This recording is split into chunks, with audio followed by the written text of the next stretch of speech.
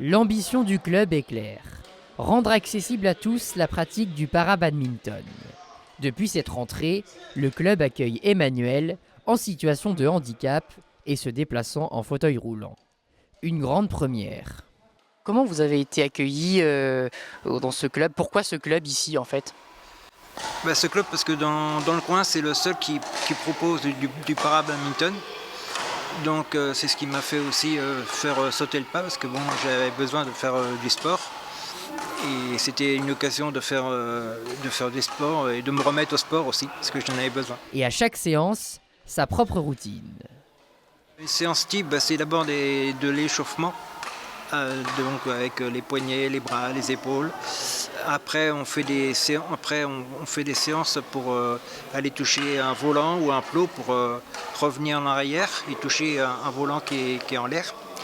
Et ensuite, on fait quelques échanges avec le volant.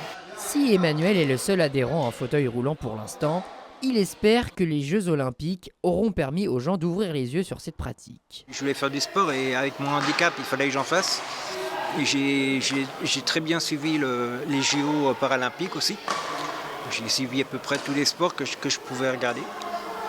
Et c'est vrai que c'est un point fort pour les personnes en situation de handicap de pouvoir faire du sport.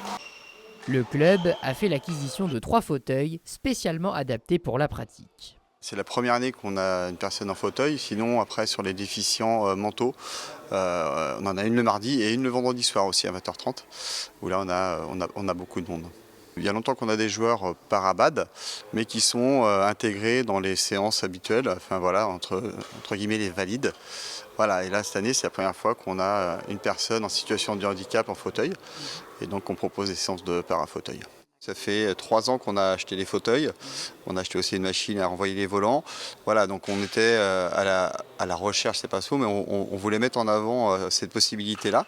Et c'est vrai qu'à chaque fois qu'on fait des ateliers dans les quartiers, dans les animations, on amène les fauteuils pour sensibiliser les gens au handicap et peut-être donner des vocations et des envies de pratique.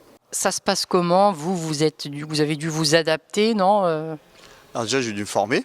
J'ai fait des formations pour le sport adapté, donc pour les déficients mentaux et psychiques, et aussi pour le para-badminton. Donc j'ai fait des formations avec Loris Dufay, qui est entraîneur de l'équipe de France, qui est un des entraîneurs.